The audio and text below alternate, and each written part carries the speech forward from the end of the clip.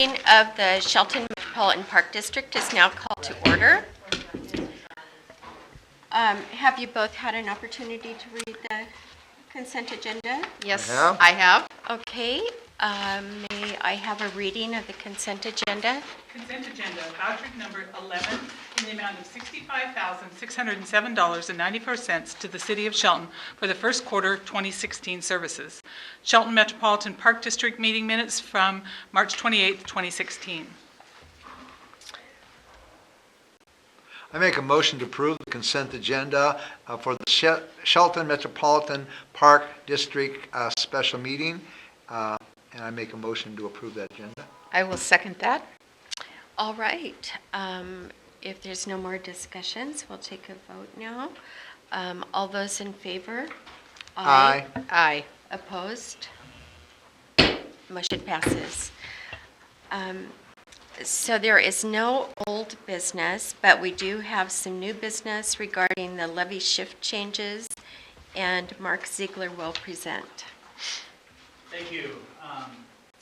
Here bringing you a revised interlocal agreement with Mason County that outlines, with one change, eliminating the $7,500 compensation for loss of future new construction taxing authority. If you remember, back in December, I believe, we were having this discussion. After further research and receiving the 2016 property valuation information, Finance Director and the Department of Revenue were discussed the appropriateness of this $7,500 offset, and it's been determined that the Park District is not suffering that $7,500 loss due to new construction. So, in order to be fair, obviously, to the county, and this agreement, this revised agreement, is being presented to you today for approval. Okay, so a lot of the discussion that we had earlier is not applicable after all. Well, the offset of the levy shift is still being applied to this agreement. The one, I have to look at the amount again, but the additional $7,500 was added on to offset future construction, new construction, and that's the part that's being rescinded. But the original amount You remember how much that is? of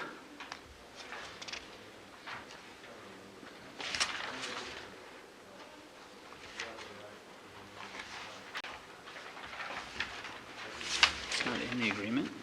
It's not in this paperwork here. The original amount is still in place, and that was I don't have that with me. Approximately.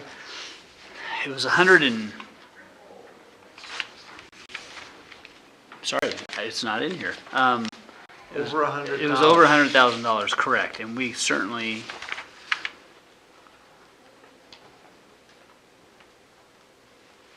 would want to reference that.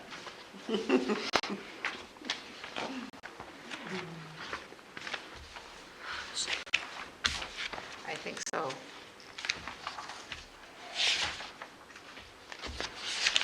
So if you would like to have an amended agreement with that amount in there, Kathy, do you remember if that agreement had The amount. had the amount? Because they couldn't determine the amount, all the levies came in. Exactly, they couldn't do it. It had to wait till 2016 when all the rates were in and everything polished up to determine the exact amount. Okay. Well, we have to do things legal and fair, and it appears that we try to get more money than we maybe should have, and if you don't try, you won't get it. So we thought it was something that we needed, and we'd kind of have to settle on what is the state's recommendation there. So I'm in favor of going forward with this. So is there any reason that can't be added? Like, what do we need to do today without that number?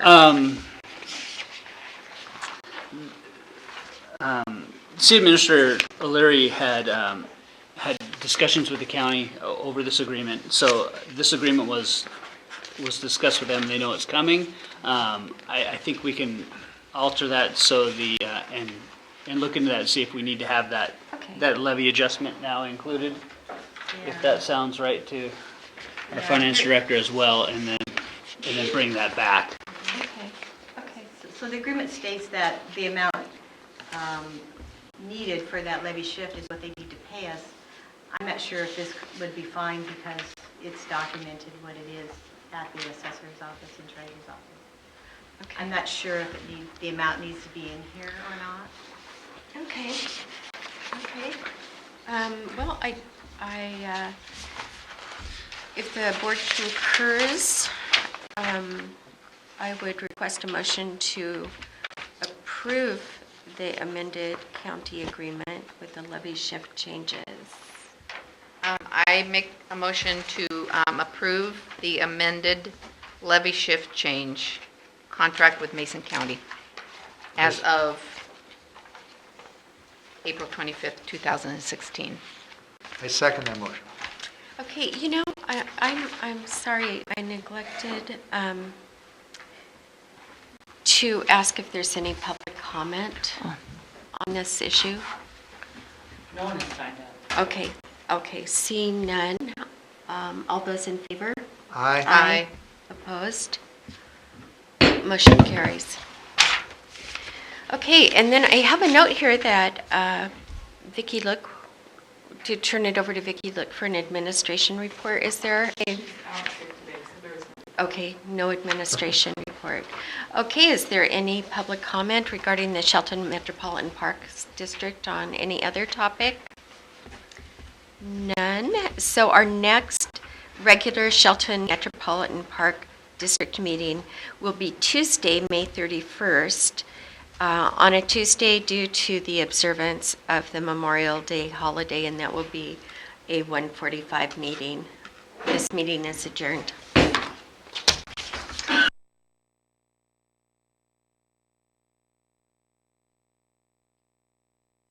Commission study session. And before we move forward, there has been a change in our agenda. I would like to take, and what we're going to do is remove item number 2 under new business.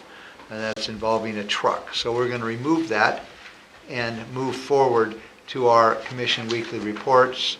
And Commissioner Moore. Oh my goodness, I was not ready. Oh, No. I can go to the other one over No, here. it will take me just a moment. I'm Thank ready. you. Okay.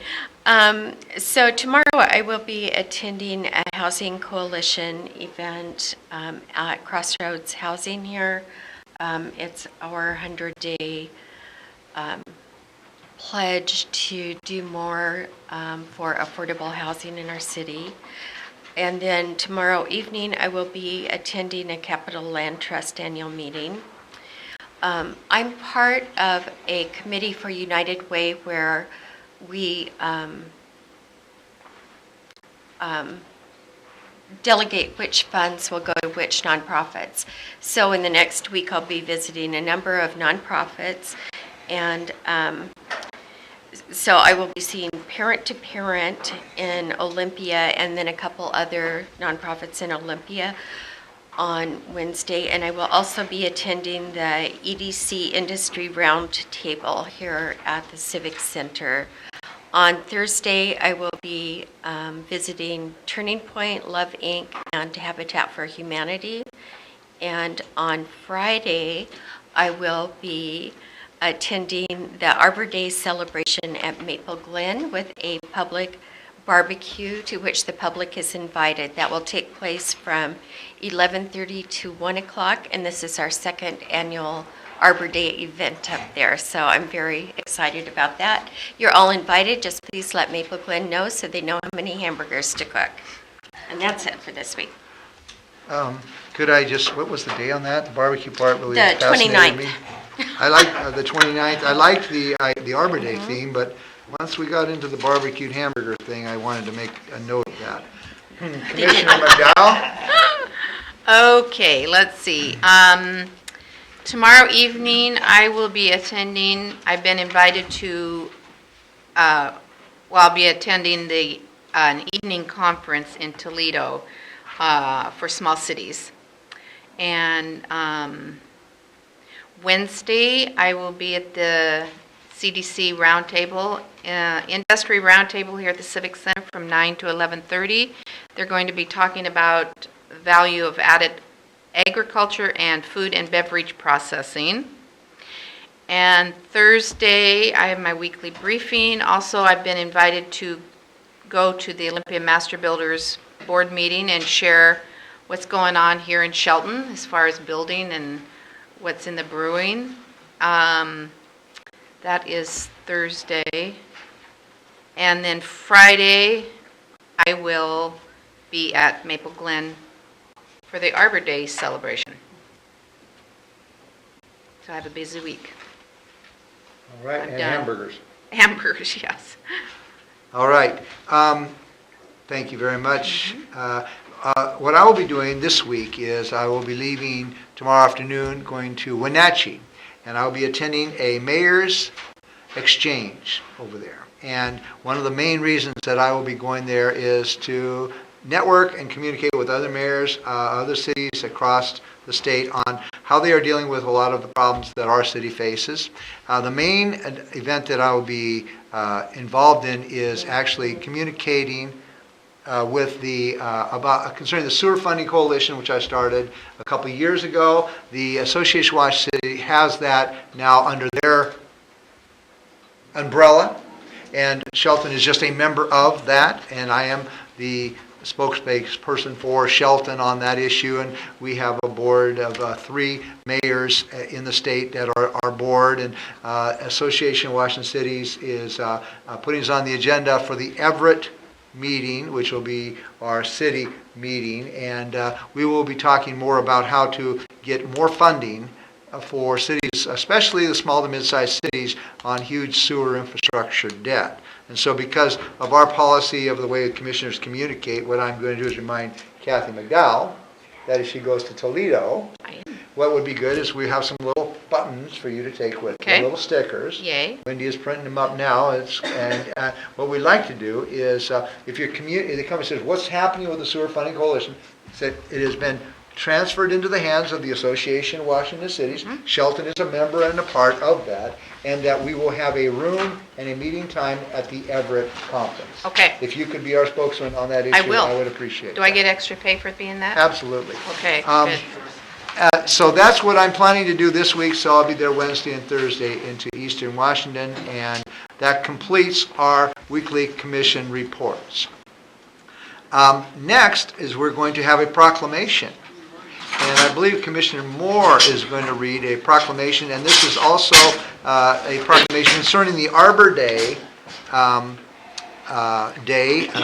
guess, and so I'll let you take it from there. Yay! Okay, I'm very happy to do this. This is the second year in a row, like I said. So here is a City of Shelton proclamation.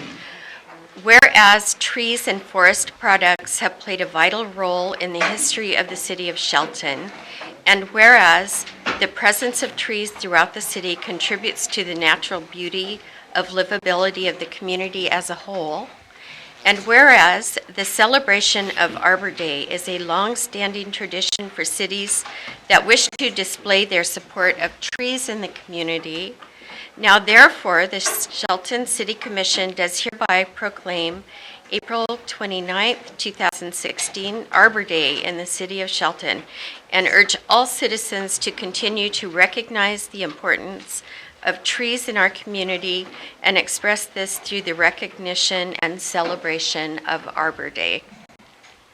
So, Very good. We clap on that yeah. one. Now, I believe this ties in with that, as Mr. Goins is going to, what? We have something else? Okay, He's got it. sorry. Well, whatever is next, I'm just reading my paper here, so. So, Steve, are you going to read or talk to us about Tree City Award? Correct. We have with us today Lyndon Lampman from the Department of Natural Resources. She's a part of the Urban Forestry Program, And as you're aware, we met the requirements to be a Tree City last year.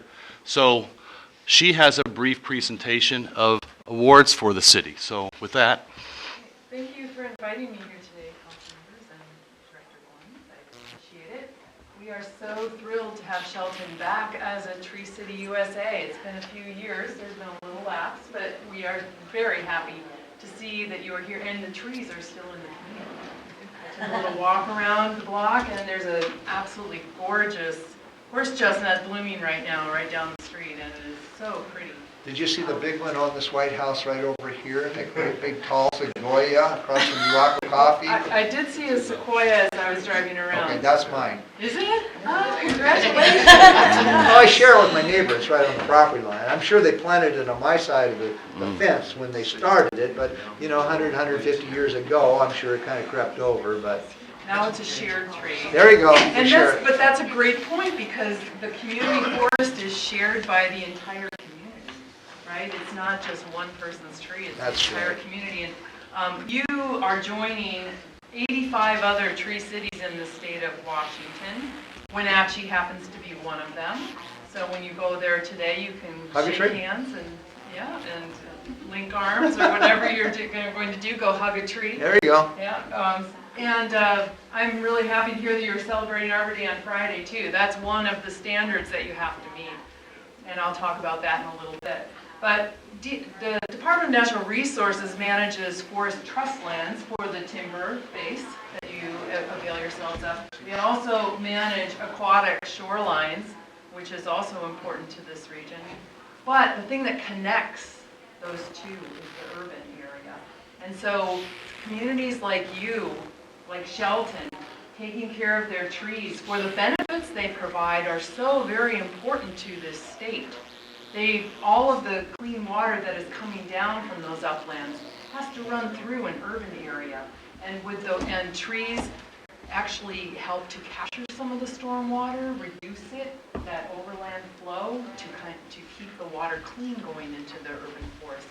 And as a community that's benefiting by their trees, the environmental, there's also economic benefits. Vibrant downtowns. If you can imagine this, there's actually researchers at the University of Washington that have shown that trees with healthy, vibrant, or communities with healthy, vibrant trees actually can command a greater value to the commodities that are being sold in downtown areas, 10%. And people come in and stay longer. So it's really important to be managing your trees for the health and the benefits. And how do you do that as a tree city? There's 4 things. One is that you have to have a tree ordinance. And most of the time that talks a little bit about how to take care of things, but it also has to name somebody that's managing your trees. So that's the second standard. The second standard is either staff or a tree board that helps to manage those trees. The third one is spending some money on trees, and so that can be clearing sign clearances, leaf pickup, planting trees, taking care of trees. And then the fourth one is proclaiming and celebrating Arbor Day. And you've done all 4 of those in a very amazing way. And thank you for that. And with that, we have some goodies for you. Here's your 3. You get to say 3 because you're, like I said, you're returning. And then there is a flag in here. And I don't think we necessarily have to unfurl it because it's in a package. But you can fly that. If you'd like, I can take it out and show it to you. Please. Okay. Suitable for flying off of the... Oh, nice. Oh, it's a big one! Wow.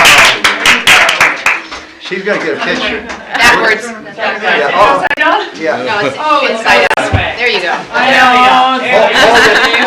He's gonna get a picture of it, so make sure you can get a good picture of that. Yay. All right. Is that good? Well, Greg's still up here. Wait, Gordon's gonna try one more? Okay. How about if I give this to... Give it to our tree specialist right Give it to here. the tree Thank you so The much. appointed tree hugger. There you go. I am. All Yes, right. right in good company. Thank you so much. All I will right. give this to you. Now, Tracy, that's not going to be at your house. No, you can't have Yes, it travel. I Okay. realize that, yes. So, thank you Thank you so very much. Thank you very much. You're welcome. We're honored. As another part of the celebration of Arbor Week, we had hoped to plant some dogwoods that we had ordered to replace some trees that have been removed. And we actually got the variety from the DNR website. There were some street trees that Mickey McNaughton had recommended some time ago. So the website's great, and I really appreciate it. And I really appreciate becoming a tree city again. I'm so excited. Well, I know that Mickey's worked with the community to do some restoration Yes. next door. It's one of the pear orchards. Yes. Is that what it was? It sounded like an incredible project, and it was and the WCC the Washington Conservation Corps crews that were working in there were just thrilled at the opportunity to do some grafting and to do some pruning in there. It was an excellent educational opportunity, and what a good thing for young people to attain is that skill. Yeah. Thank you so much. Thank you very much. Thank you.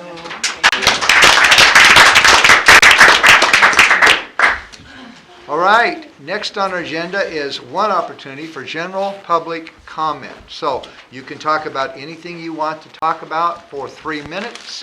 And if you would like to speak now or later, all you have to do is come over to Theta. She has a sign-in sheet. You just state your name, and we will be happy to hear from the public. So is anybody signed in? We do have Marilyn Vogler. Did you want to talk now? Okay. So Marilyn Vogler's up. Where's my little clock? I don't have my little time. Marilyn Vogler, 420 East Poplar. You have been asked to post a declaration, "In God We Trust," which is indeed the motto of the U.S., but it wasn't officially so until 1956. It has an important history. The idea began in an 1861 letter of the Reverend M.R. Watkinson to the Secretary of the Treasury.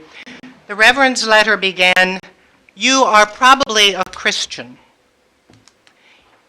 He was concerned that the U.S. might be thought a heathen nation, and so he proposed two things regarding our coinage. First, that we remove the image of the goddess of liberty, and second, that we replace it with the words God, liberty, law, in order to relieve us from the ignominy of heathenism. At about the same time, President Lincoln described our nation as a government of the people, by the people, for the people, and surely he was thinking of the Constitution's preamble, which opens, "We the people of the United States." We the people, that allowed the Reverend to at that time assume the Secretary of the Treasury was a Christian. The principle of, by, and for the people has come to symbolize the definition of democracy itself, but we the people have changed significantly since then.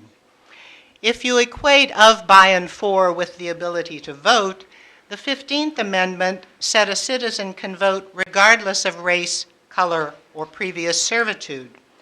The 19th Amendment in 1920 granted the ballot to women. In the 230 years since the Constitution was drafted, we have invited and encouraged waves of immigrants to build our railroads, work in our mills and factories and mines, plant and harvest our fields and orchards.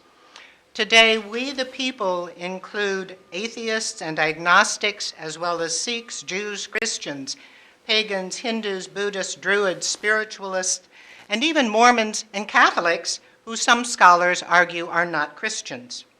We may worship in temples, Wiccan circles, synagogues, churches, and shrines. We utilize prayer wheels, rosaries, personal altars, bread and wine, statues. Native Americans, the heathens, at least in part, of Reverend Watkins' 1861 concern, were finally guaranteed the right to believe, express, and practice their native traditional religions in 1978 with the American Indian Religious Freedom Act. No government of, by, or for the people of the U.S. today can speak we about religion or trust or belief or not in God, because we do not in any way speak in unanimity. And so I urge you not to speak at all. Thank you. All right. Okay, they've got the Yep. sign-in sheet here. All right. Did you all, is everyone? I've signed in. Okay, so we have Tom Lowe next. Well, Other people? I was going to let him, Pat, speak before me. It's a, Pat Hartswell? yes. Okay, you want to come up and state your name? Just Sure. state your name for the record, please. Thank you, Commissioners. My name's Pat Tarswell, and I would like to address some of the things that were said here. It actually started much earlier than 1861. The original line that "In God We Trust" comes from 1814, and it was a poem written in the Second Revolutionary War, the War of 1812. It comes from the Star-Spangled Banner. That was the first time that we have it recorded as used, and it really became the de facto national motto from that time on.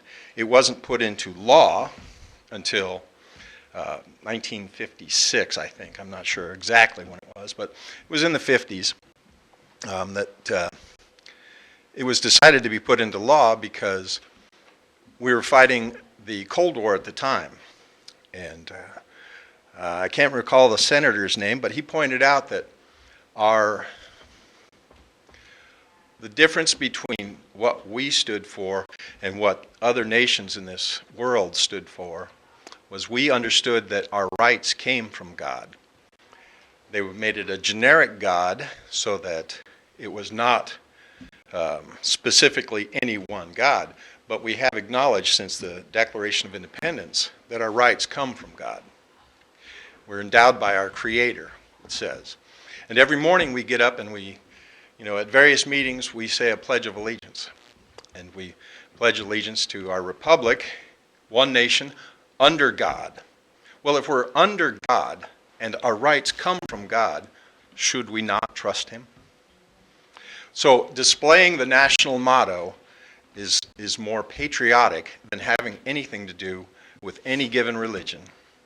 We are an inclusive nation, as she said. We welcome all people, whether they're atheists or they're agnostic or whether they're devoutly religion of any form of religion. But our national motto is law, and there's nothing that should be offensive to anybody. There's nothing like that. It is a statement made by our government that we still believe that our rights come from God. They do not come from man. And if we ignore that fact, then we're no different than any nation on the planet. Thank you. Thank you for your comments. Okay, Tom, are you ready to? Oh, yes. Oh, thank you.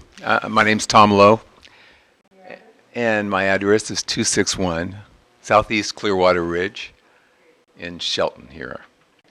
And actually, I happened to read the article that came in the journal, and Tracy had said that she wanted to hear from the residents of the community. And I felt like I grew up here. I was born and raised here. I came back here because I love this city. And I realized that so many times, people, I feel like Christians become so marginalized that we don't stand up and speak. We just let it go, and we let the small minorities run our country because of political correctness. We step back and just allow them to say what they will, and so we don't put up "In God We Trust," even though we believe it, and we allow the very small minorities to push us aside, and so we become less and less, don't we? I feel very strongly that we need to put this up, especially today, when you see what's going on in this country today and throughout the world today. I believe Christians need to stand up for what they believe. And one of the things we do believe is that the reason this country is different, the reason we mean something and have become something in the world today, is because we do believe in God we trust. So, certainly I don't believe, I think this deal between church and state, this division of church and state, of course you all know that's not the truth at all. It never was. It was in a letter, as you mentioned, with Thomas Jefferson to the Baptist Church at the time. But certainly the First Amendment rights have nothing to do with that. And so we would hope that we'll stand up in this community of Shelton to say, in God we trust. Thank you. Thank you for your comments. All right, next. Okay, Cheryl. State your name and your address. My name is Cheryl Farrell, 834 West Wyandotte Avenue, Shelton.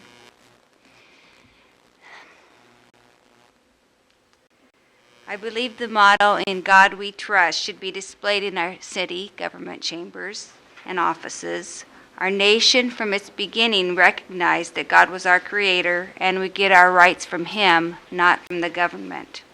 The First Amendment clearly states that we can freely exercise our religion and we have free speech. God is our source of strength, and it's in Him we put our trust. Through the years, we acknowledge this fact, and our nation was blessed. In our public schools, our children were allowed to pray and read the Bible. It wasn't until the early 1960s that this practice was removed as part of the daily routine, the daily schedule of school. Moses and the Ten Commandments are displayed prominently in the Supreme Court. I could continue, but these facts and more I haven't mentioned, actually those that other people have mentioned, prove that we have a right to have our motto displayed in a government building. I support displaying our national motto here in Shelton, our wonderful town. Thank you for your comments. Howard Spear. And I don't have your address here, so will you state your address and I'll write Yes. it down. I'm Howard Spear, 153 East Rolling Hills Drive, Shelton. Thank you for considering this placement of the motto. As is already mentioned, our Declaration of Independence indicates that we are endowed by our Creator with certain inalienable rights. So it's only right that we acknowledge our Creator. Any sensible person creates or does or makes things for a purpose. And so God has made us for a purpose to know Him and to follow His ways. And so there have been some cultures that have tried to ignore God, and so this has happened to their detriment. And there have been many people's lives have been well improved by their acknowledgement of God. So I fully support posting this motto, our national motto, in the chambers of our city, and I believe it's a point of wisdom to do so. Thank you. Thank you. Anybody else? Forrest? Forrest Cooper. Thank you very much, Commission. I'm Forrest Cooper, 409 West Railroad and 807 South 14th Street. I wanted to read something here I thought was interesting. So listening to this conversation, I think is really cool. I always like hearing people's different opinions on certain things. But every once in a while, I like to go back and look at historic context of certain discussions. And one that I really like, I actually brought this up to Marilyn a few commission meetings ago because I noticed when we were reciting the Pledge of Allegiance, she chose to leave under God out of it. And it was that night that I saw a quick little brief thing on the History Channel about when that was put into play. So I started to do some research. This is just on the pledge. I wanted to read this to you. I think it's really interesting. This is from ushistory.org on historic documents. It says, the Pledge of Allegiance was written in August 1892 by the socialist minister Francis Bellamy. It was originally published in the Youth's Companion on September 8, 1892. Bellamy had hoped that the pledge would be used by citizens in any country. In its original form, it read, I pledge allegiance to my flag and the republic for which it stands, one nation, indivisible, with liberty and justice for all. In 1923, the words, the flag of the United States of America were added. At this time, it read, I pledge allegiance to the flag of the United States of America and to the republic for which it stands, one nation, indivisible, with liberty and justice for all. In 1954, in response to the communist threat of the times, President Eisenhower encouraged Congress to add the words under God, creating the 31-word pledge we say today. Bellamy's daughter objected to this alteration. Today it reads, and we all know the pledge. I'm going to go with that one for now because I want to not use my whole 3 minutes. Now, this is interesting stuff. Section 4 of the flag code states, the Pledge of Allegiance to the flag. I pledge allegiance to the flag of the United States of America and to the republic for which it stands, one nation under God, indivisible, with liberty and justice for all, should be rendered by standing at attention facing the flag with the right hand over the heart. When not in uniform, men should remove any non-religious headdress with their right hand and hold it at their left shoulder, the hand being over the heart. Persons in uniform should remain silent, face the flag, and render the military salute. The original Bellamy salute, first described in 1892 by Francis Bellamy, who authored the original pledge, began with a military salute, and after reciting the words, to the flag, the arm was extended toward the flag. At a signal from the principal, pupils in ordered ranks, hands to the side, face the flag. Another signal is given. Every pupil gives the flag the military salute, right hand lifted, palm downward to the line, with the forehead and close to it. Standing thus, all repeat together, slowly, I pledge allegiance to my flag and the republic for which it stands, one nation indivisible with liberty and justice for all.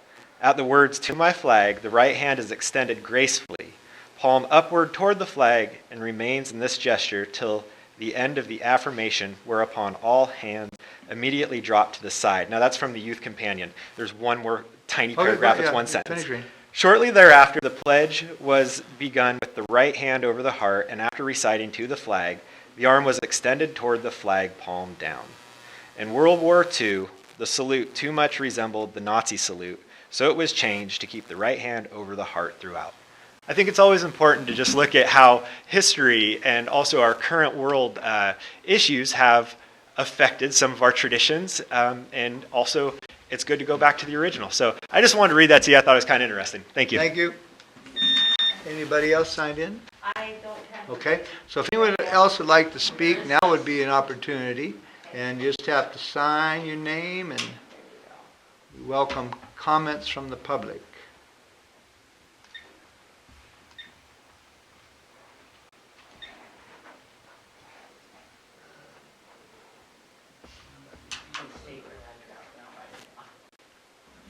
Good afternoon. My name is Charles Ortman. I'm a citizen in the United States of America, and when I saw the journal this week and the actual headline had a question mark on it, I thought, oh boy, that's a question I can answer real easy.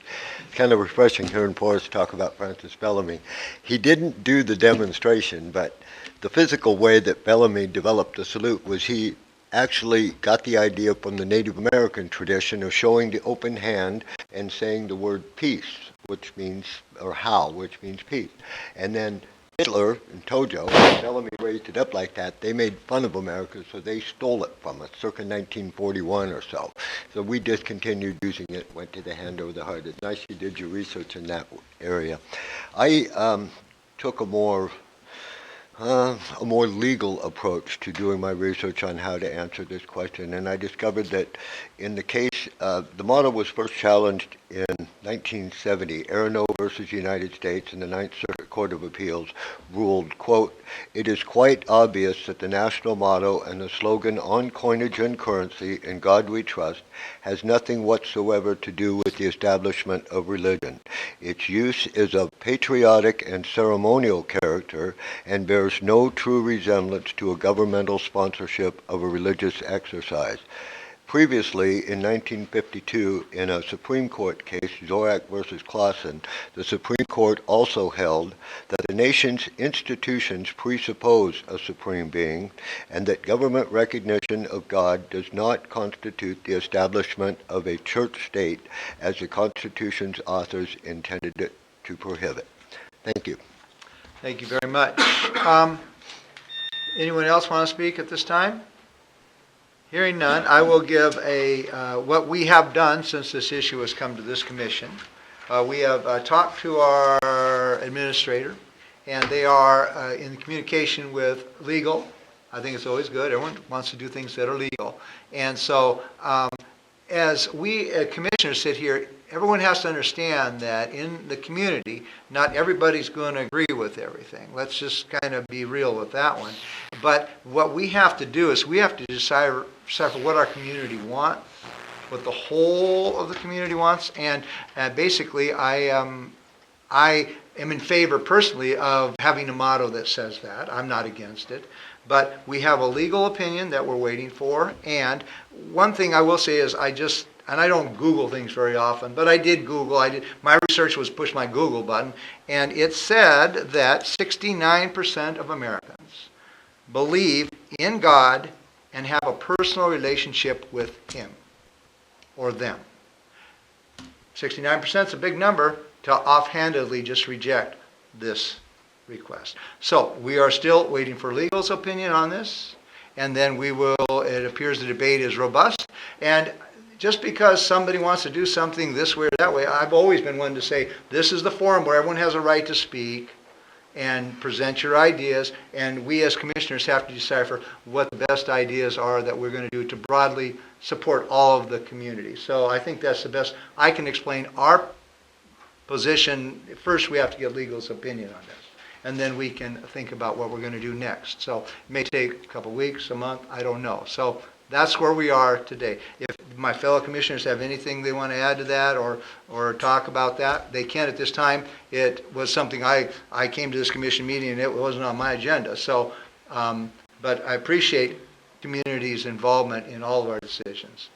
So if anybody has anything else they want to add to that. I do. Okay. The subject in our last commission meeting was the subject of separation of church and state. And I want to make it known that this has nothing to do with separation of church and state. Separation of church and state came in with Thomas Jefferson, and it was protect the churches from the government stepping in and controlling them. This has nothing, putting up In God We Trust has nothing to do with separation of church and state. So. All right. Okay, appreciate everybody coming out, and you can continue with the meeting if you want to. We're going to move forward from here. There is an opportunity later in the meeting for another public comment. No, I had something. Oh, okay, go ahead. Sorry. I appreciate all the passion that you're bringing forth in this and making your case. I will say that I have been approached by a number of people, including Christians, who are against this, and so it is a more volatile subject than we would think. In my mind, it's words. It's just words. As I said before, I am a Christian, but I do have some trepidation over this, and so I'm continuing to study it. And I'm getting phone calls from people I would not expect to be against it. I received a call from a 90-year-old gentleman who has been a Christian his whole life, and he said, "No, don't do that." He believes that that religion is being used as a political weapon in the larger climate of our United States these days, and so he really does not want to see that happen in the smaller communities.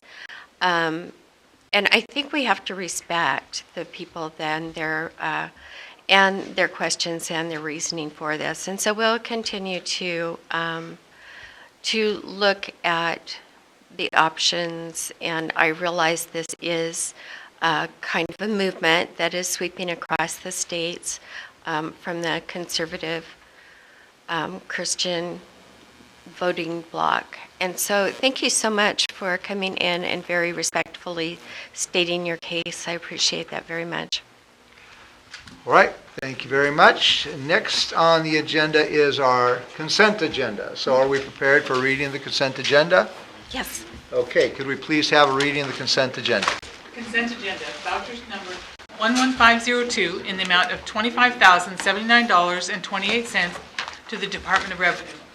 Resolution number 1089-0416.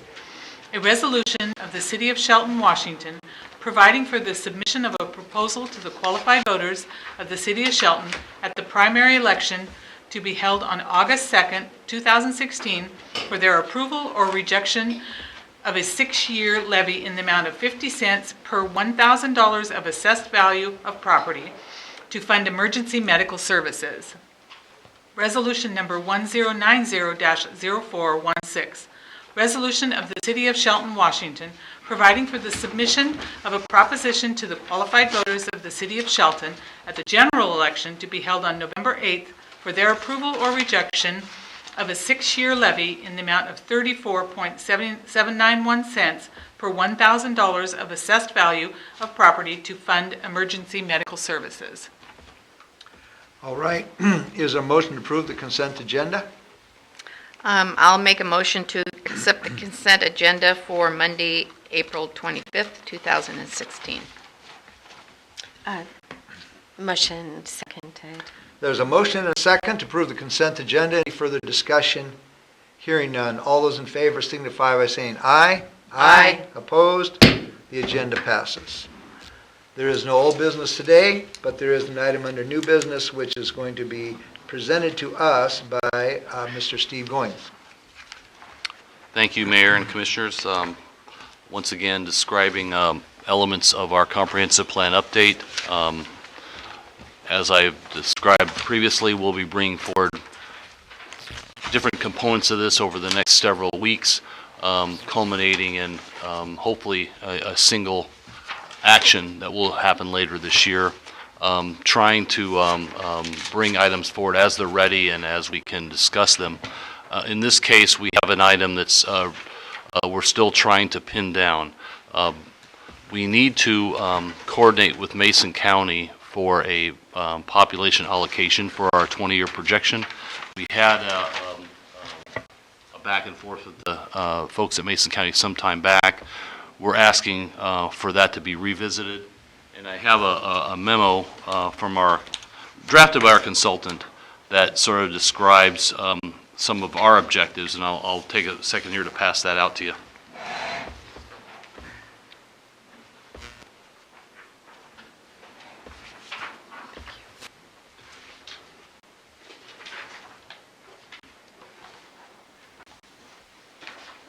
Thank you.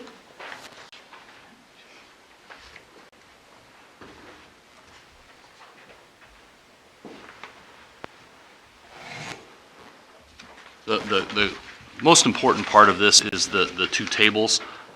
Exhibit 1 is a table that describes sort of where we were earlier this year.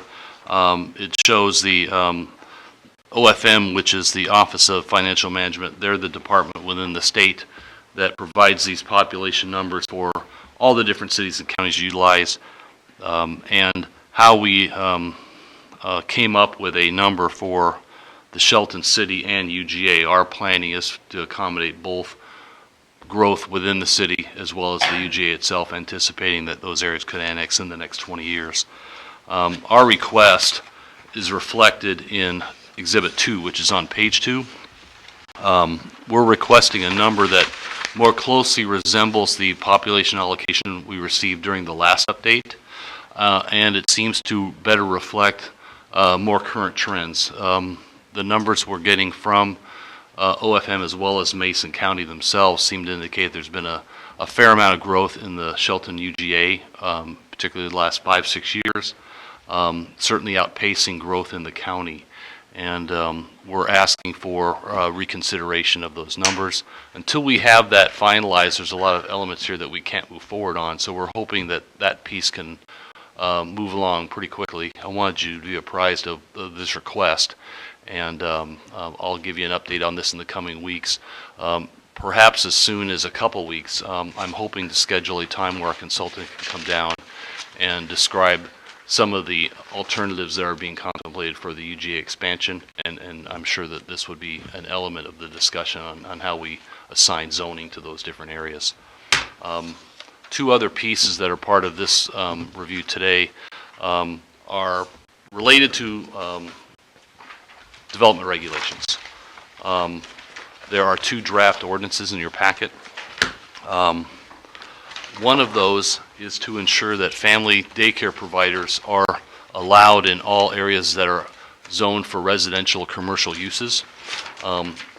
We wanted to ensure that our land use table reflects that requirement. This would amend the zoning regulations in the professional office residential mixed use zone to accommodate these family daycare providers. These are the small daycare providers, Commissioner McDowell, you may be the most familiar with this, that aren't necessarily under that larger size that's state regulated. These are the smaller facilities that have much less strict requirements to operate. And generally speaking, you want to encourage these kind of home occupations, if you will, in these types of areas. The second ordinance addresses some changes that the state has made over time to the length of time a preliminary plat for subdivisions is allowed to be in effect. When the recession hit, there was a lot of concern over the investment that individuals or companies may have made in getting a subdivision processed and not to really have a market for their product. So there was changes to how long those maps are good for. These proposed changes that are in the draft ordinance would become current with what the legislation has adopted as recently as I think it's 2014. So that was a requirement on our checklist that we identified when we started the process. Again, those regulations are not we're not asking for action at this time, just apprising you that this is part of the overall update. We'll be bringing this back for final action later this year. I have one question. What I need is a list of, what? I know what you're going to ask. I don't know. I need a list of the definitions. I know that NR is neighborhood residential, and I'm pretty sure MU is mixed use. And as I went through, but I mean, commercial is probably GC? GC. What's why? He's going to give us a nice. Oh, you're going to give us. He's going to give us next time he comes. You can He's stop, going to print give it us out. the little definition because. I can certainly do that. That would help us out a lot. That's the old rule is keep it simple, whatever. So, I mean, because I went through it 3 times. I was kind of thinking it was going to be buried in that fine print part, but I couldn't really see it. So I think we need a definition again of those, if you could. Okay. That would be something that would be helpful to me. That's why I was laughing. It was the same question? Yes, same question. So I jumped the question before you. You want to ask it again? No, Okay. you did fine. All right. Any other questions about this? No. Okay. Okay, so that's where we are moving ahead forward, and if we had that little list, then we can kind of better. I should add that I'll forecast this now. The next update that was on the looking ahead was a combination of the capital facilities, utilities, and transportation elements. That's a lot of material. It's a lot of elements that just aren't ripe. For one of the reasons this is population question, we really aren't ready to proceed with the transportation piece until we have that ironed out. I will bring forward the capital facilities element. Confident I can get that wrapped up, so that'll be ready for the next time I come back with this, but it may be a little more time before those other elements are ready. I hate to prolong things, but could you explain to all of us the reasoning that you're having, a little question about the population growth and what could be the plus or the minus that we want to get those things right, I guess. So just could you give a little, I'm just kind of curious, so how then, why that's so important. The 20-year plan anticipates the population that you're allocated, you're trying to accommodate, and as well as population, all the different things that go with that. Is your road network meeting those level of service requirements? Are your utilities anticipating these incremental extensions in your population to provide that service? One of the elements that probably gets challenged the most is the question of, does your residential population projection match up with the land that's available in a reasonable manner? You're allowed to have more land zoned residential than you need because you need to accommodate things like market forces. Maybe there's some steep slopes or there's some buffers for wetlands, those kinds of things. But there has to be a good study of how much land you're allocating for residentially zoned land for that population, and it has to reasonably match up with that population. The last update, we were in a pretty robust cycle, and the population projection was pretty high. Consequently, we had a fair amount of land zoned residential in our urban growth area. The proposal that was initially discussed with Mason County actually reduced that number. So it would force us to revisit that and probably reduce some of the area that is otherwise zoned residential. So rather than, as we saw it, take a step backwards and do a lot of work to try to identify where that might occur, we wanted to ask Mason County, can we have a number that more closely resembled our last number, which also seems to be the actual, what's happening in the real world out there. The Shelton UGA is growing. It's growing faster than Mason County, and we think the number should reflect that. Okay, thank you. What does RAC Lamerds mean? What is that? Lamert is a limited area of more intense residential development, I believe. It's an acronym. Those are areas within the county that the Growth Management Act needed to identify and reconcile with. There's these pockets within the county that aren't cities. Maybe they're just villages or hamlets, but there's growth that's occurred there, and there's businesses there, and we need to recognize that, accommodate those uses, but have a land use that sort of matches up with that. So that's a way the county zones things to help rectify that. Okay, very good, thank you. Okay, thank you very much, Steve. I appreciate that. Okay, next is item number 3 under new business, and that is going to be a stripe right issue. And Mr. Greg Clark, our Public Works Director, is going to talk to us about that. Yeah, good afternoon, Mayor, Commissioners. Once again, it's time to stripe our roads.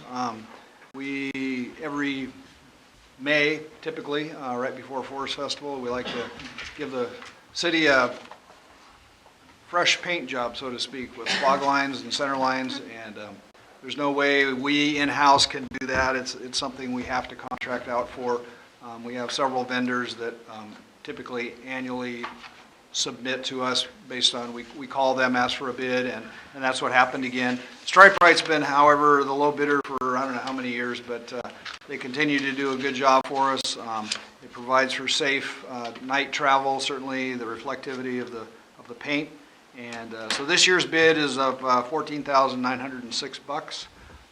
That does not include, however, Railroad Avenue, which we've kind of put on hold until the demonstration project is solidified and we know exactly what we want to do downtown with regard to angle parking and that type of thing. So this is just to move this forward and to basically get approval so we can get it on their schedule so we can get it done next month. And so with that, if there's any questions, I'll be happy to answer them. I do. So you're going to restripe what's already there, redo it. So is that kind of a waste of money when there's going to be restriping done with the visioning program? No, we pulled Railroad Avenue out. Okay. Railroad Avenue will not be striped until after the Okay. vision process is complete. Did you say that when you were talking? I'm sorry, my mind was elsewhere. Sorry, excuse me. No problem. Yeah, okay, I understand now. Thank you.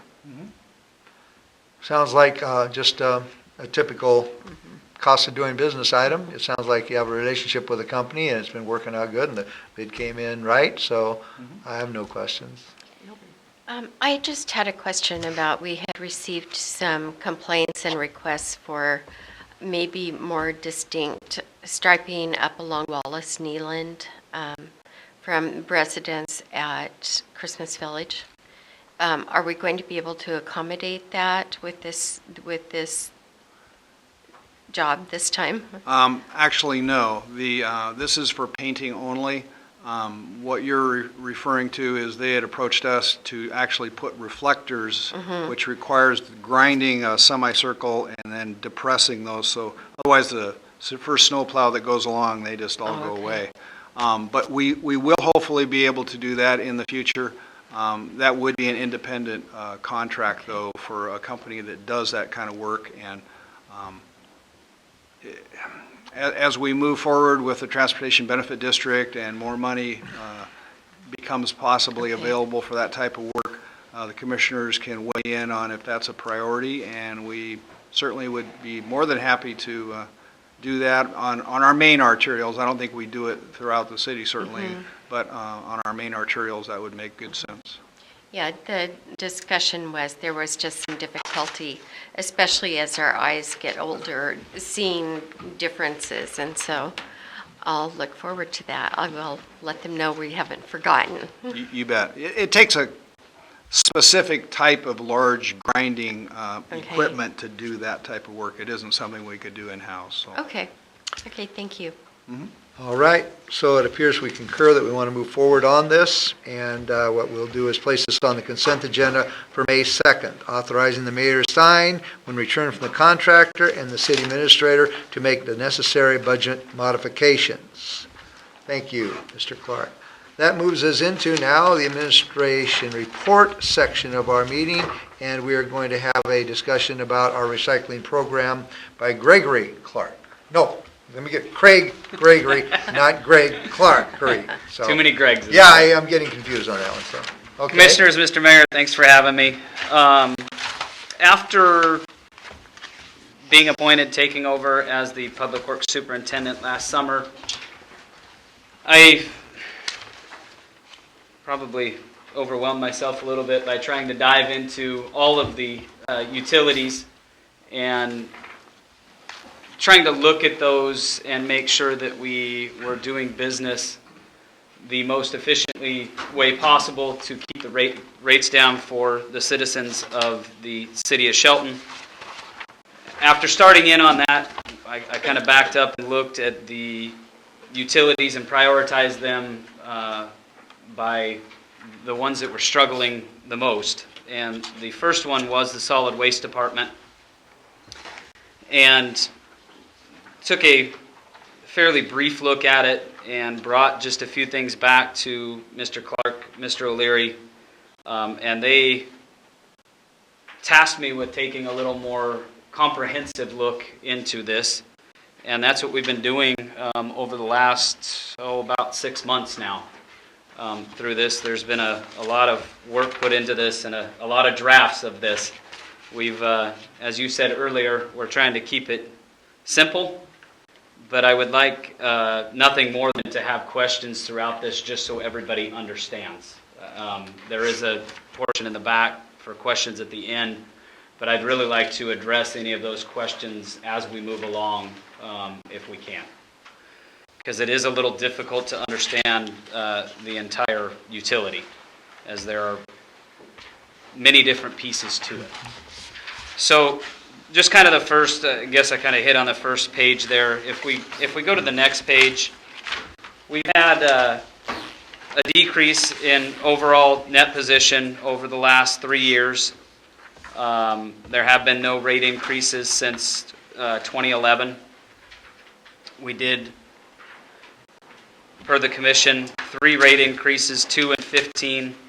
The last one, which occurred in 2016, January of 2016, which, as you can see through this chart, starts to get us to a point where we get back going in the right direction. But with costs and depreciation of assets, without continuing on with those increases, we start to see that we start going back into the red again. So just tried to look at the overall picture of the utility and to see if we had any areas there where we could make some money and didn't have to pass that on to the ratepayers.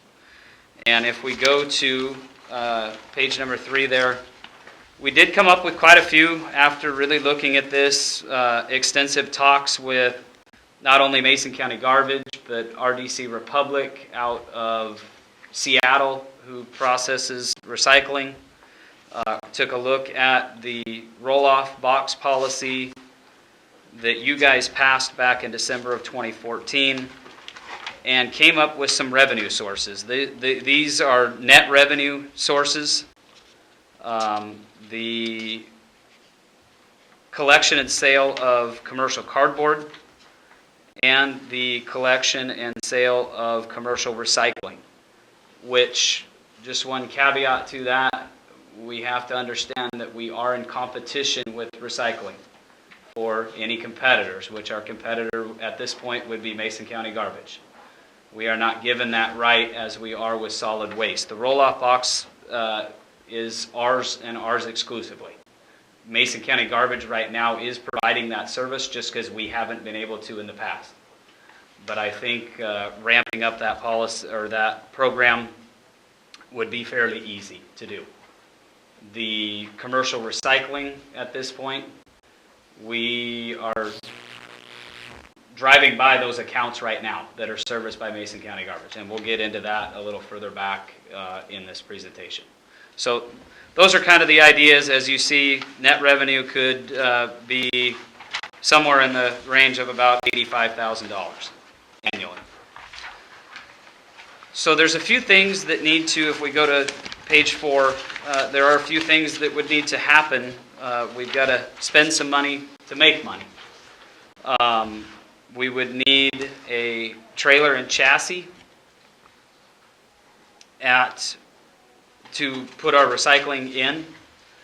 We would also need a recycle transfer station, a lot like the Mason County transfer station, if you've all been to that, out at where the landfill site used to be. It would look a lot like that, just to process recycling. And with that, we would need some land. We've got a fairly decent site down at the wastewater treatment plant down on the end of Fairmont. There's some vacant land on the west side of the biosolids building. We would need about 3/4 of an acre to put this transfer station on. We did some comparables. The only real comparable that we found as far as trying to price out what that land would cost us, paid back to the sewer department, the sewer utility, was a piece down by the old ITT Rainier building that was 1.71 acres and was listed for sale at the assessed value. It has been listed for quite some time and not sold. But that land was listed for $149,000, $125,000, which if you take that 3/4 of an acre, it's 44% of the 1.7 acres, which ends up being about $66,000 that would be transferred from the solid waste utility to the sewer utility. All of the improvements, land improvements for the transfer station ended up being around $75,000. That was looked at back in 2012 and was done by not only Mike Michaels, but myself. We did a pretty extensive look at what that would cost us and put some numbers to that as far as building a retaining wall, some paving, stormwater work would have to go into that, and there were some others, improvements that would need to go into that to bring that up to standards. I'm moving through pretty quickly. Does anybody have any questions up to this point? Nope. Okay. Commissioner McDowell? Nope. Okay. Thank you. The first one that we kind of looked at before was the commercial cardboard. I think we've done a pretty good job as a Public Works team looking at all of the cost for this to come up with the actual net revenue. we would have to purchase some 2.5 or some 2-yard containers. There are about 90 commercial cardboard accounts that are within the city limits within Shelton right now. I think somewhere around 100 containers would get us by for now, depending on how many we actually transfer over. A rear load truck, and then for ongoing expenses, we would have to depreciate out that truck. We would give it about a 10-year life that initially is going to cost us around $55,000, which ends up being $5,500 a year. We also figured in fuel per trip, and also processing handling, which would be done by RDC Republic out of Seattle. After actually talking to Steve Gilmore with RDC Republic this morning, this number may be quite low for actual revenue. It looked like if we did some processing changes by separating that out and not putting it into the commingled, we're looking at probably around another $20,000 in revenue. But that would take a few things also that I didn't figure into this presentation. But there is the possibility of even some more revenue out of that. And we would have to set some rates. The commission would have to set some rates for those. We don't have those at this point. The recommendation from Public Works would be to mirror the rates that we have now, and those are all about 20% less than Mason County garbage. And that's what we figured all of the revenue numbers on was a 20% reduction from Mason County garbage's rates. And also figuring that would entice our commercial accounts to transfer from Mason County garbage to us if we could save them some money. And not only save them money, but have what I feel is much better customer service on our end. That's because you're doing it. Yes, sir. That's good.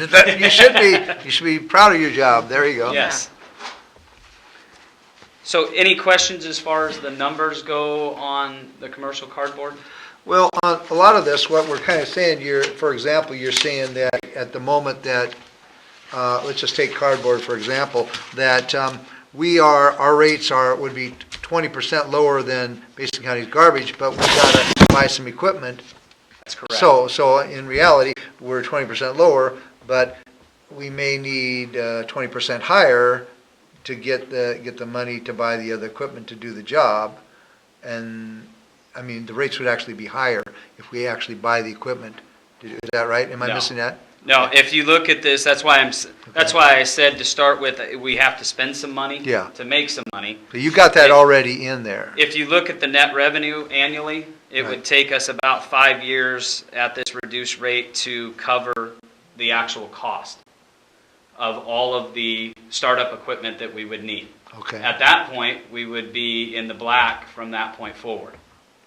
Because if you look at this, we figured in depreciation of not only the truck, but also the containers, and we would be able to replace those and have money to do that moving forward. So after we paid back the initial investment, that would be revenue moving forward. Okay. And it also opens up some other options for us that we'll get to further back in the presentation. So if we go to commercial recycling, it's kind of the same story. We don't need any additional containers. We've got plenty of recycled containers on hand. The manpower would be very minimal just because we are driving past those commercial accounts right now while we're picking up residential. Obviously, the businesses are spread throughout Shelton, a lot of them in the downtown area, but there are some that are mixed in with residential, and even downtown residential is also mixed in. So a lot of these 90 plus accounts, we're driving by now, passing right by them, which if we could entice folks to sign up with us with a 20% reduced rate from Mason County Garbage, I think that we can get most of those accounts. But net revenue on that, around $13,000 annually, figuring in all costs. That's not an immediate see it immediately. That would be a few years down the road that we would see this net annual revenue? Or is that going to be immediate? That would be immediate. Immediately, Yep. okay. As soon as we get those folks signed up and start picking those customers up. Okay. And that figure, along with the cardboard figure, that bottom line, those are after you've invested in the equipment. Correct. At existing rate. Correct. Okay. But we don't have rates yet for recycle, Right. for commercial recycle. Right. We would have to set those. Mhm. So then we move to the roll-off box program, which we do have rates on, and a policy that's been passed that we mentioned back before. At this point, we've got several roll-off accounts within the city of Shelton, one of which was Simpson, who had 16 20-yard roll-off boxes. We have talked to SPI. It doesn't sound like they're going to have nearly that many, but it sounded like they were going to have a couple. They are not figured into the net revenue, just because I didn't know where they were at. I didn't figure it in, so there would be some additional revenue even on top of the $50,000 that's figured in there now. Can you explain what a roll-off box is? It's the big square containers. We would offer 10, 20, and 40-yard containers. They're the containers that you see out on roofing jobs, Right. demolition jobs of houses. They're the big square boxes with lids that folks put all of their scrap material in. How about the new marijuana place? They also figured they would have at least one. Okay. One 10-yard container. What would they put in it? I mean, They actually have to grind up their waste material and mix it with garbage. that would not be good for people to take that and smoke. No. No. No. They grind that all up and mix it with garbage so that they can get rid of it. That's a state law. Yeah. So That'd be that's what they would be doing. Okay. And none of those extra boxes are figured in here. Sure. Okay. Okay. Well, I would lean towards SBI. I mean, if someone's got to take it, and if we went this route, you would get those. I mean, Correct. so that's good. You're being conservative on your figures. Yes. I didn't want to shoot too high and then All right. not end up with enough. So is this net annual revenue at the bottom of this, is that an immediate see? yes. Immediately, okay. And that would be the most immediate of all of them. Just because we don't have to go out and entice customers to come over to the city of Shelton. Uh-huh. As a solid waste utility, we have the right to tell Mason County Garbage, you're no longer servicing the roll-off boxes. We're taking those over, and those customers that now have those, we would replace them with our boxes Okay. and take that over immediately. Very good. So, before I get to the next slide, which I think we kind of left out, we had it in our first presentation, but I think the big question... Let me go Go back ahead. just a second here. Okay, on the roll-off box then, so basically Mason County Garbage is doing it. All these others, you said this would be approximately 20% less than them, 20%. You didn't say anything like that on the roll-off box. So they're doing the roll-off box program right Yes, now, but, okay? but Mr. Mayor, you've already set rates for the roll-off boxes. Okay, Yeah, you guys passed a policy back in December of 2014. okay. And we're setting paying those that to rates. them? Or, No, we're not doing anything. we're allowing with them it. to use, they're ones that are doing those rates, is that right? Or we just, if we do them, we would then do the rates that we set. We'd set rates on something that we're not doing right now. Is that what you're saying? Yes. Yeah. It was brought forth Okay. by the utility. All right. I think it was Jason Dose that actually brought it forward. Okay. Planning that we may do this. Yes. Okay, but we never actually acted it, so. We've never actually done Okay. it to this point. I remember that. Yeah. Thank you. Yes. So yes, you've already passed rates for this, and those are already set. And those are mostly in line with the same kind of rate structure that we've got with the rest of our utility compared to our one competitor that we have. They are slightly less. Go ahead. I just wanted to say one thing. The reason for the delay on some of the roll-off box, we have the boxes. We haven't I thought we actually- did buy one. We have, I think, how many? We've bought 12? two 40-yarders, Yeah. Right. and also recycling Grant has purchased two 40-yarders. So Yeah. we've got four 40-yarders at this point. But we're not doing it except for our own or something at the Correct. moment? We've torn down some houses and done some other stuff with them, but yeah, for the Okay. most part, we have not utilized them. This is the time to ask the question, so. Yeah, we've been working with finance to establish a policy to make sure we can refund and do everything appropriately with them to get this program underway. And then, like Craig said, the last 6 months, Dave O'Leary has had us kind of looking into this as a more formal program. So we're very close to being able to make it happen, so to speak. We pretty much are in alignment now with finance on the policy requirements, the requirements to receive the deposits and that for these boxes. So that's very close. So like Craig said, we can pretty much move forward on this one pretty quick. Yeah, I think that final draft is with finance at this point.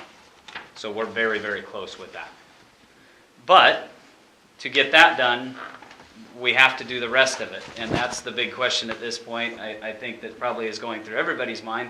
How do you do that? We haven't had any staff figures in here. And I think everybody asks, how do you get this done? And if you go to the next slide or the next page, it's right now we have a dual stream residential recycling program. We have one split body truck that we purchased back in 2013 that we utilize for the dual stream recycling. But that truck can't pick up the entire route daily by itself. So then what we do is we asked for a new roll-off or a new split body truck for this year. It was approved. But what we've been doing in the past is one garbage truck has been following another garbage truck picking up both I remember of those that bins. conversation, yes. So it's been very inefficient up to this point, but I think we've found a way to get away from that after talking to RDC Republic out of Seattle. They process single stream recycling very efficiently. Mason County Garbage takes theirs to the Olympia facility, and they do not process single stream recycling at this point. They can take it to a Tacoma facility that will do that for them. It is very, very expensive. RDC Republic has got Seattle, Tacoma, some of the major cities up in that area. They're processing all of their recycling, and they're very, very good at it. So no longer do we have three bins, you just put everything out in the one bin, they send it, and then is that correct? That's correct. Except for compost. Except for yard waste. Yard waste is a different account. Yeah, that's Yeah, right. they would still need to have a Well- yard waste account. So instead of having one for papers and one for Yeah. glass Put it all in and your- metal, all you the- just just put like it we all did into in the old one? days. Including plastic bags, which right now we don't take, that end up in there anyway. Right. They Now- will take everything in one bin. Will the citizens get a bigger container or? They can if they need one. Okay. Yes, we Well, would that's probably go to 65s and 95s, which I also think would make recycling for the citizens of Shelton much easier. Right now, we're having to go around, Jason Dose and Eric Burke have been going around tagging customers and telling them, hey, you're putting the wrong thing in the wrong bin, and it's very difficult. It's a very difficult concept, I think. But moving to single stream, they throw everything in one, and away it goes. And RDC Republic has done a very good job of being able to sort that stuff mechanically and keep rates down to a minimum of what they charge you to process and handle that stuff. Okay, glass, everything, Yeah, everything. put it on there. Single stream with glass. Huh. Yes. There may be an opportunity in the future to possibly pick glass up in a separate container maybe once a month, but for right now, they're processing the whole thing, glass and everything. Yes, and that's why we had to go as far as Seattle, and we would have to truck it to Seattle, because RDC Republic handles, they're in the recycling business. Mason County Garbage and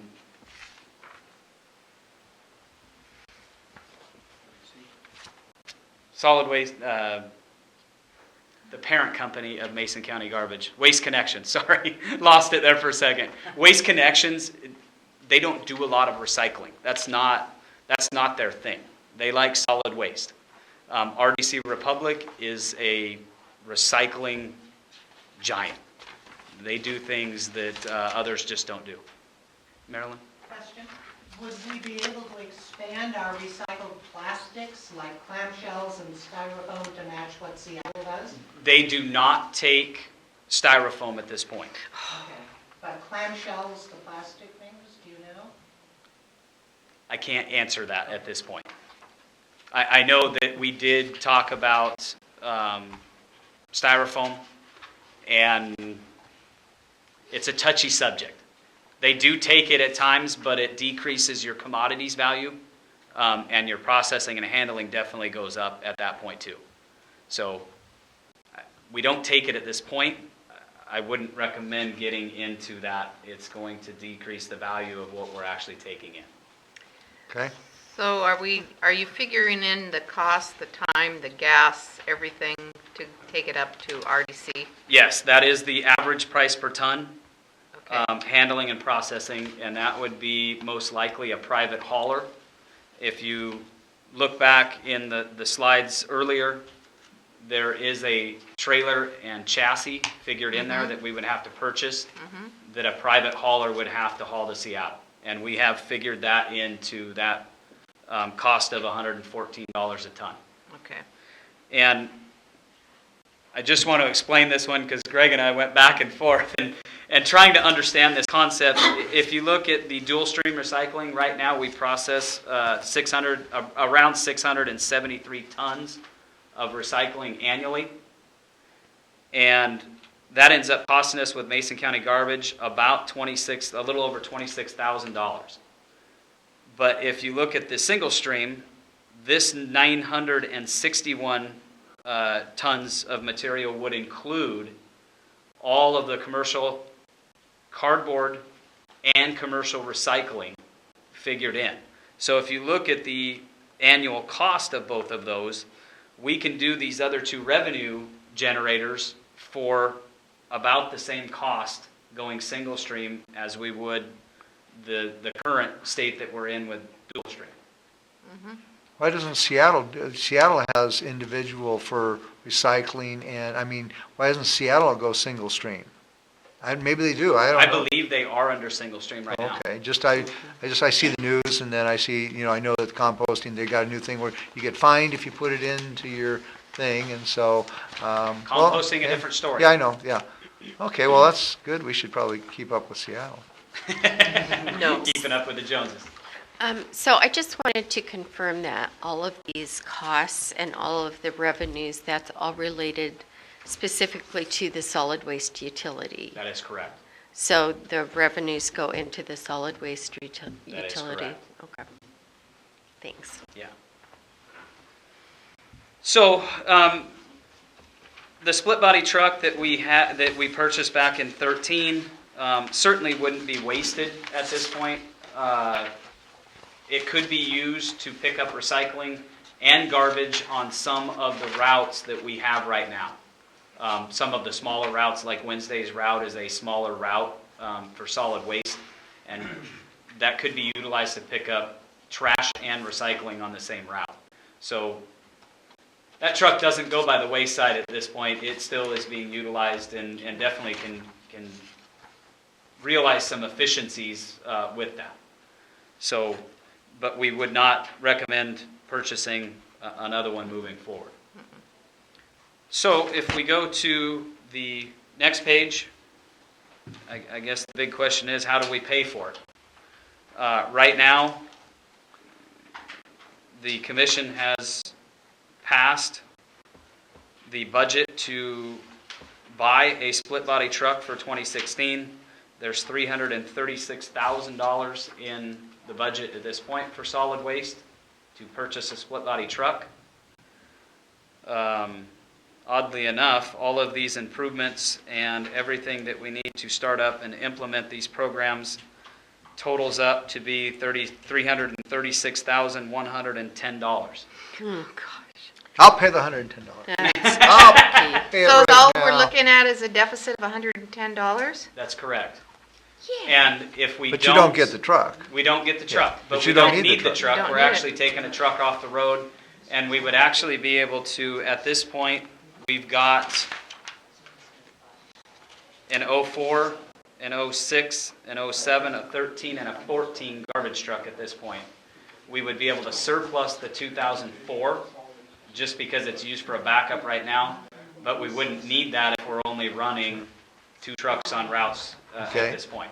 And on top of that, are we ready for questions or anything? I am ready for all the questions you Well, got. on top of that, there are some negotiable things in here possibly. Okay, for example, this 3/4 acre thing, it looks like you're giving whoever, the other department, full market value on that. Yes.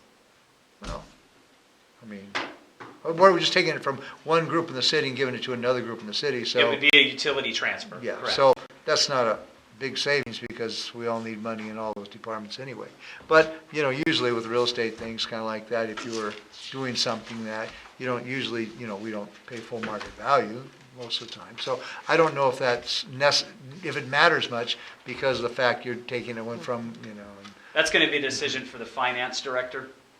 But what we wanted to do is give you the real numbers, and if we decide to do something else as far as that transfer goes, I don't think that it's going to exceed that number of the 66,000.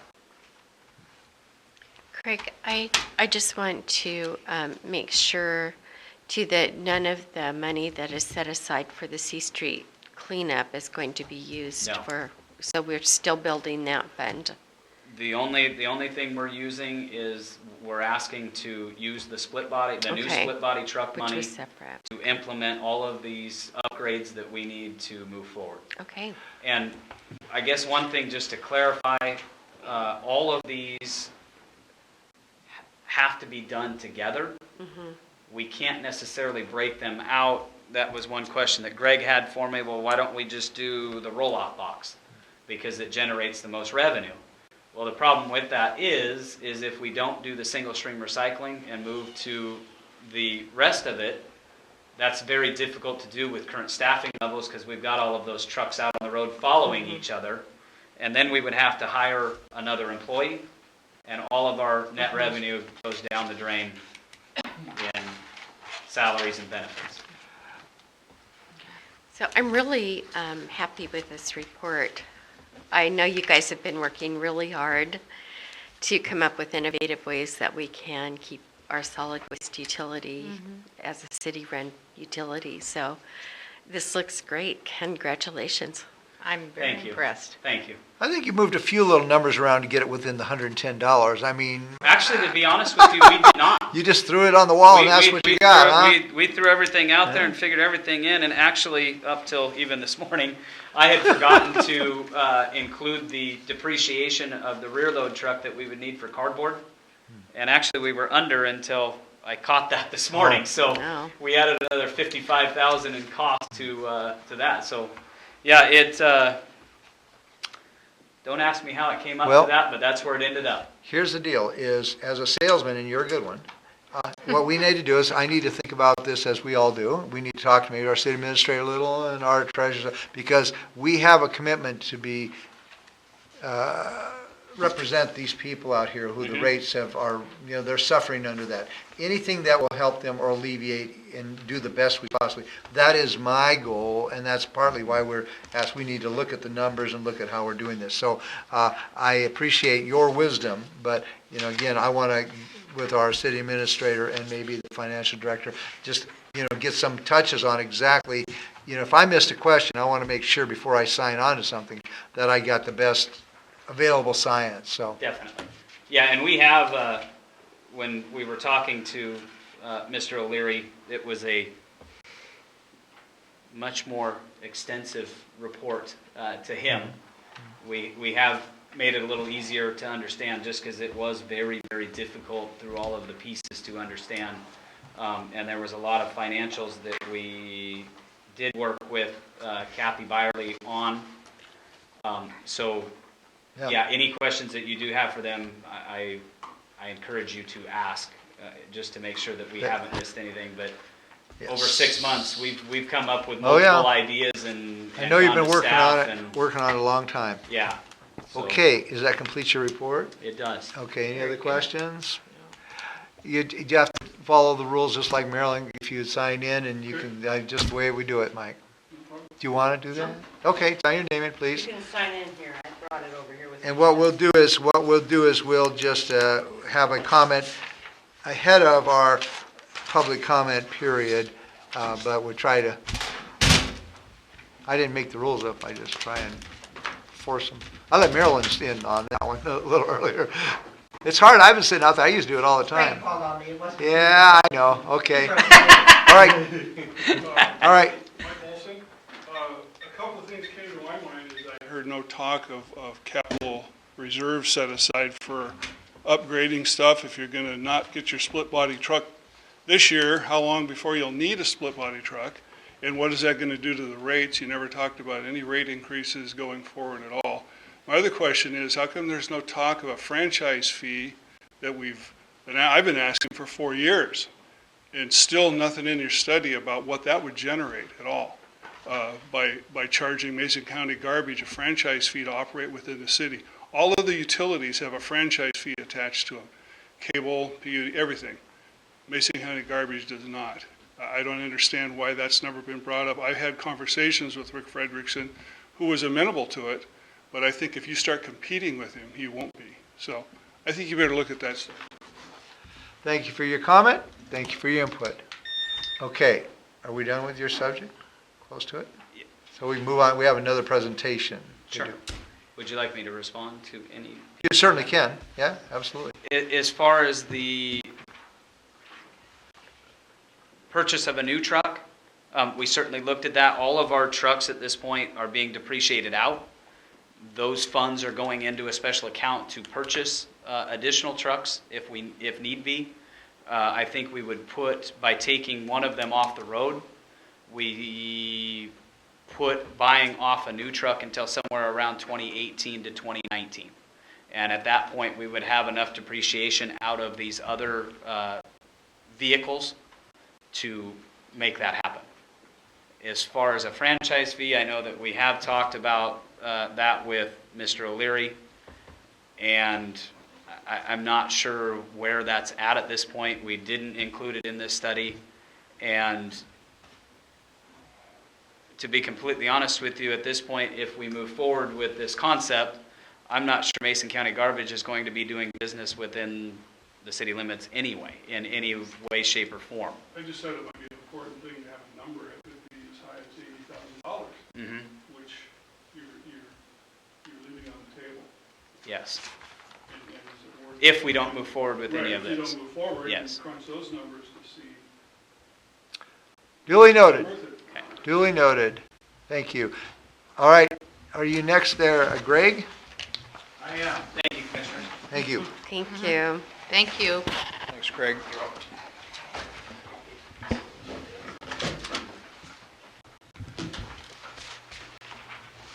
All right, well, Great. Oh, there we go.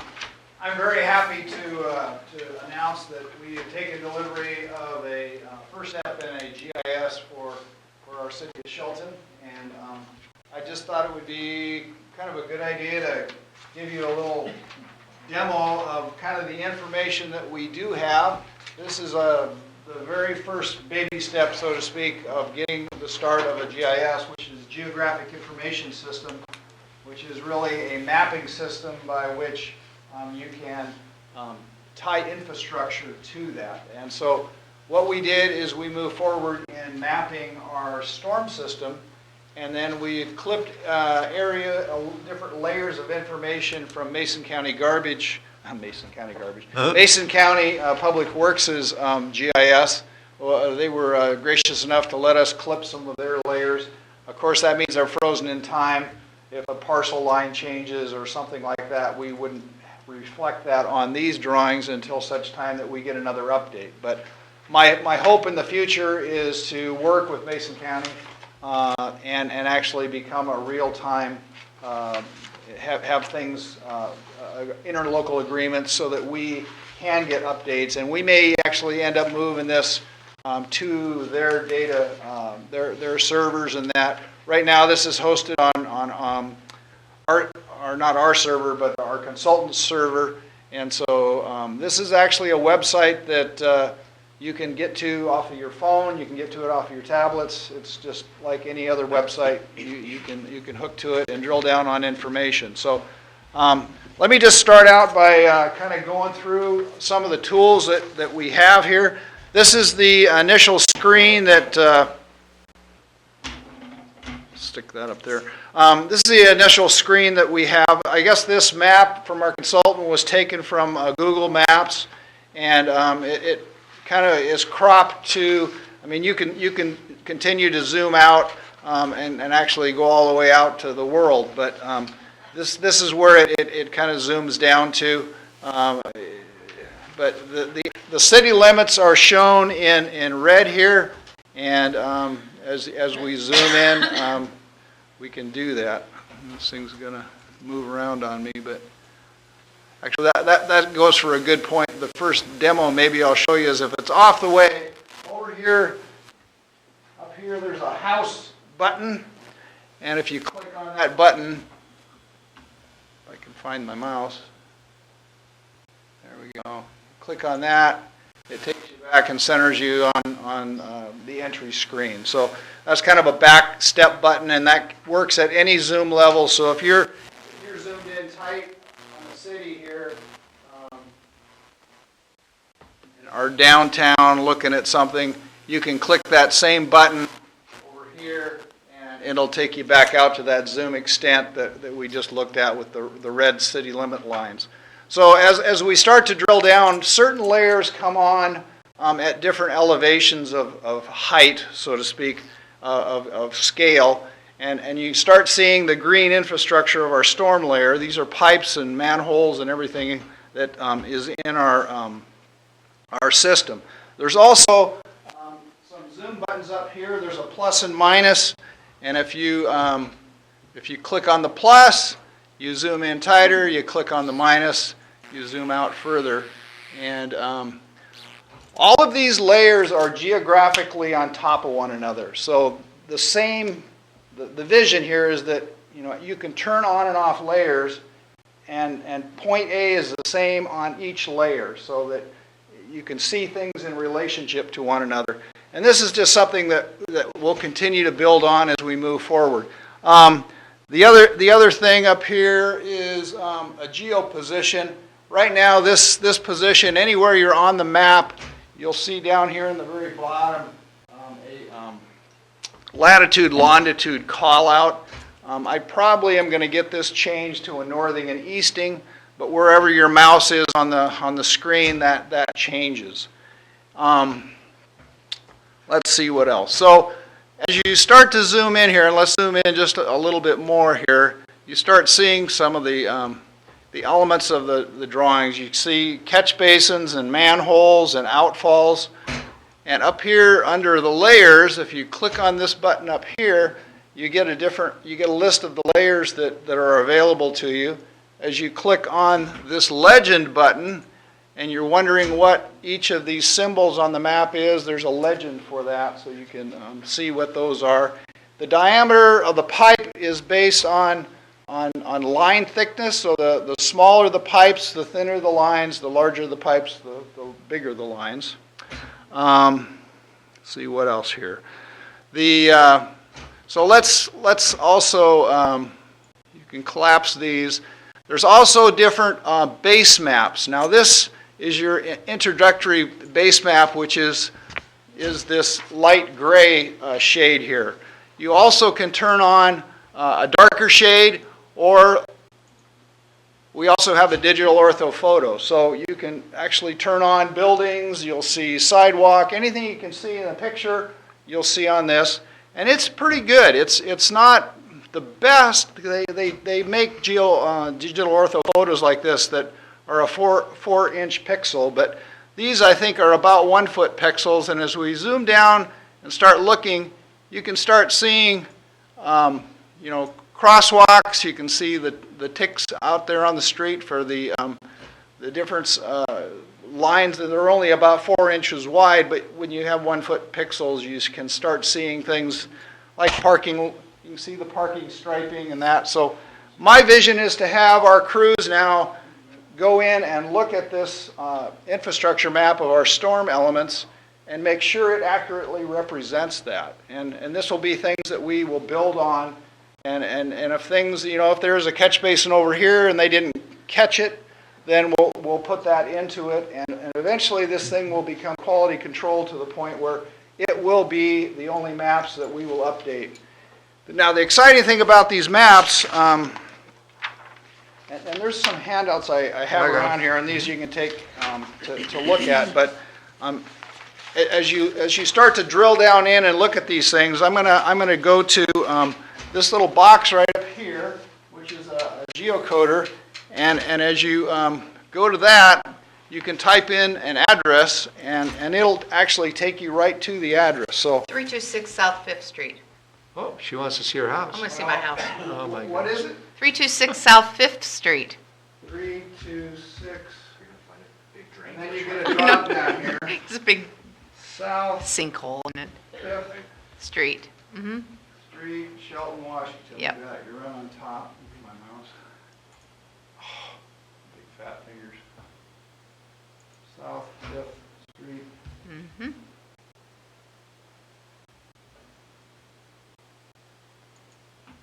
we go. So it takes you right down to Wow. your place there. Does it look like your place? I don't know. It's too far out. Yeah, It's well, gonna zoom it in. let's zoom in a little bit here. So I'll leave that up on there. So, whoops, wrong way.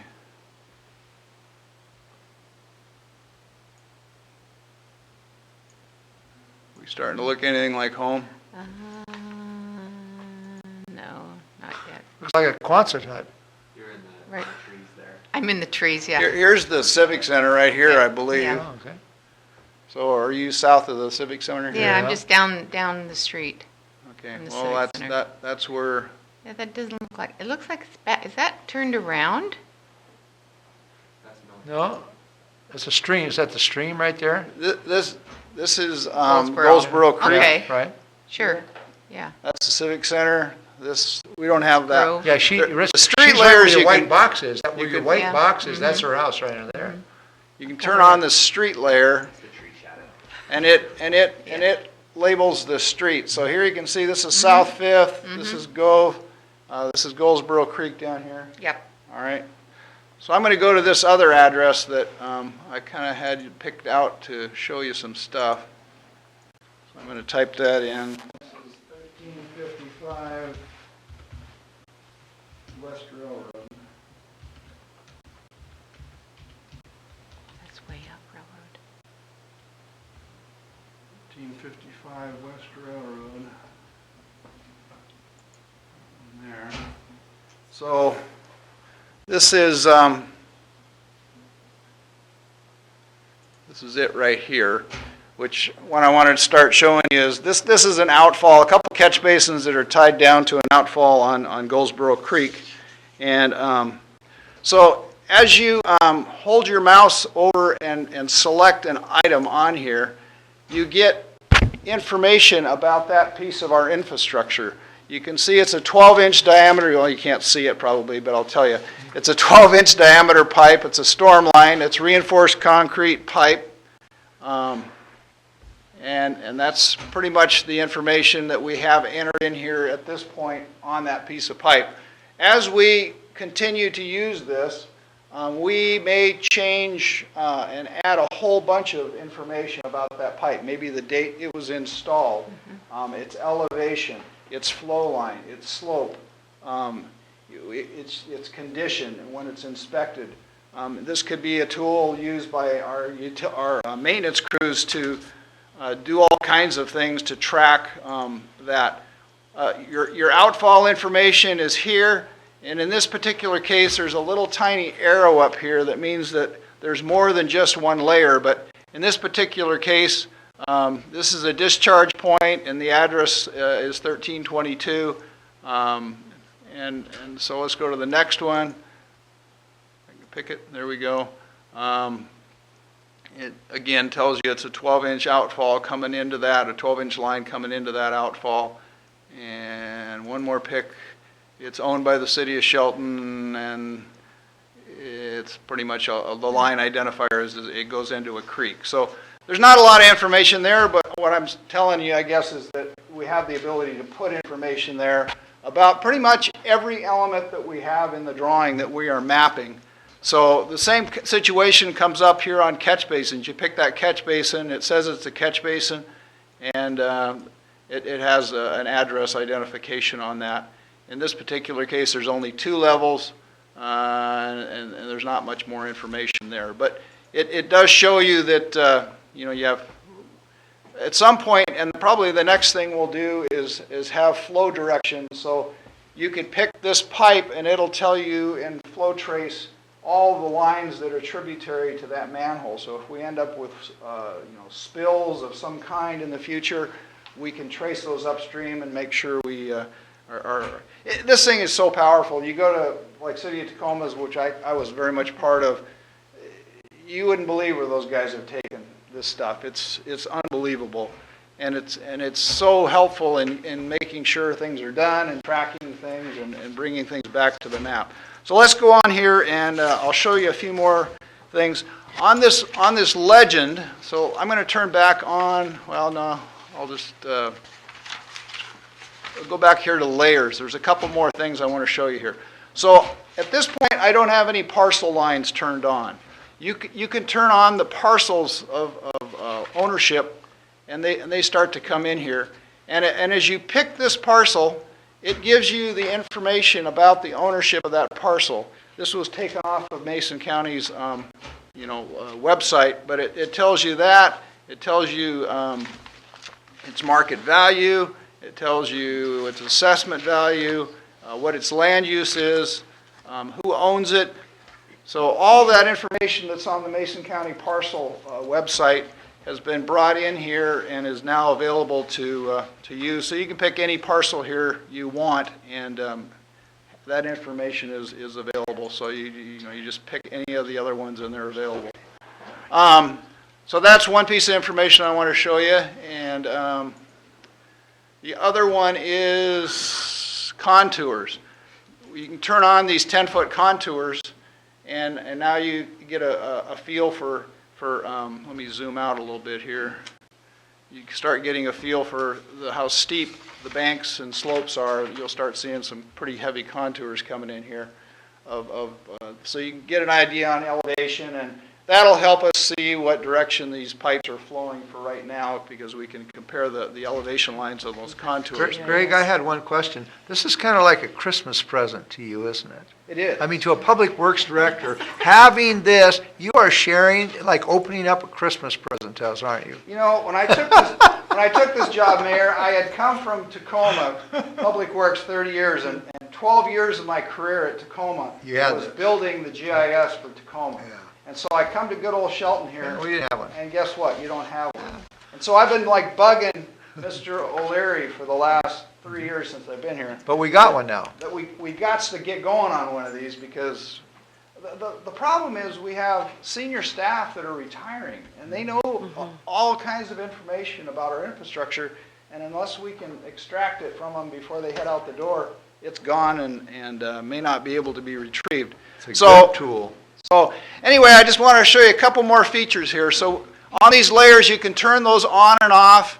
There's all kinds of layers here. You just go in and play around with this thing.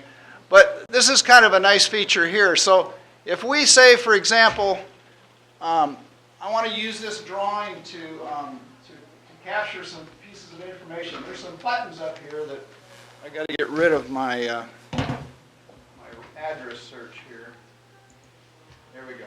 there's 3 buttons here. There's some drawing tools and some measuring sticks, and then some data query information that are available up here. So if you say you're going to take this and use it, say Steve wants to use it to tell people that we have an outfall problem down here at that, I'm going to zoom back in it. I always go the wrong way. Where's our address that I just had? Where's Railroad Street? Franklin. Oh, shoot. I gotta go zoom back in here. 1355. West.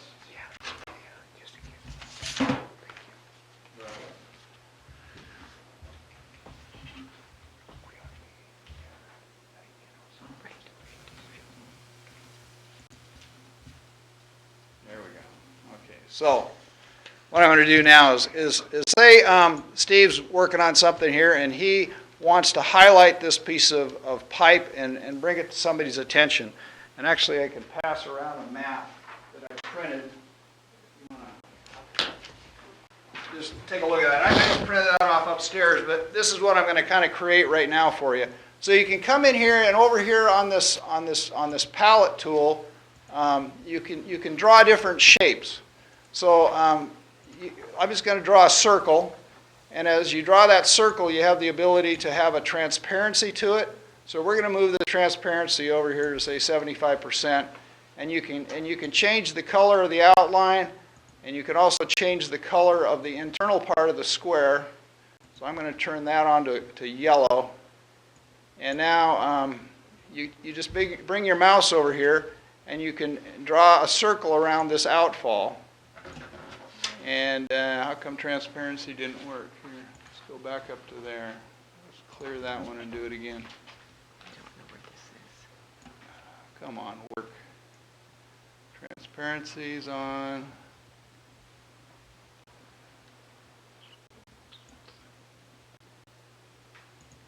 Why isn't it working? Oh, I know what I got to do. I got to go back up and pick the circle again. So I pick the circle. Now I come over here and I draw this thing, and you should be able to see through the circle. And I'm going to go back over here and turn on that digital ortho photo so you can take a look at that with this circle on there, and you get a general feel. I didn't quite get it dark enough here. I got my transparency too high, I guess. So let's go back up and pick it.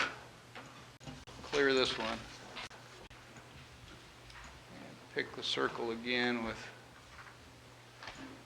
let's go 50% this time. So we'll pick this and circle that out.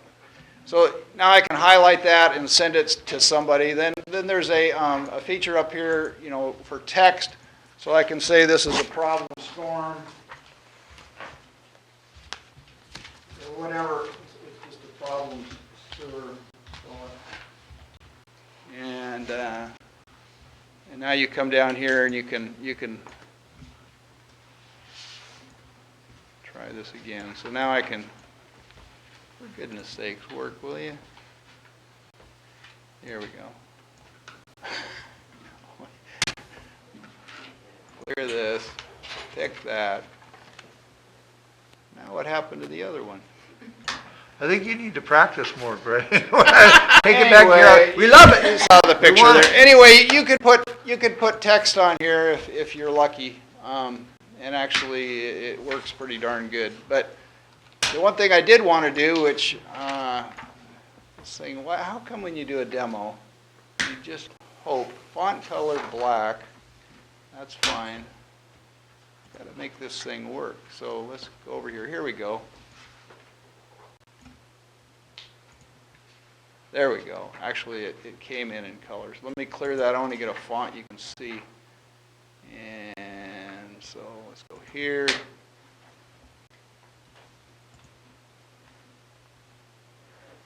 I'm going to start calling you Steve Goins if you don't hurry up. I mean, he's done these to us, in the past. And I've said, short and simple. Now, come on, work, will you, please?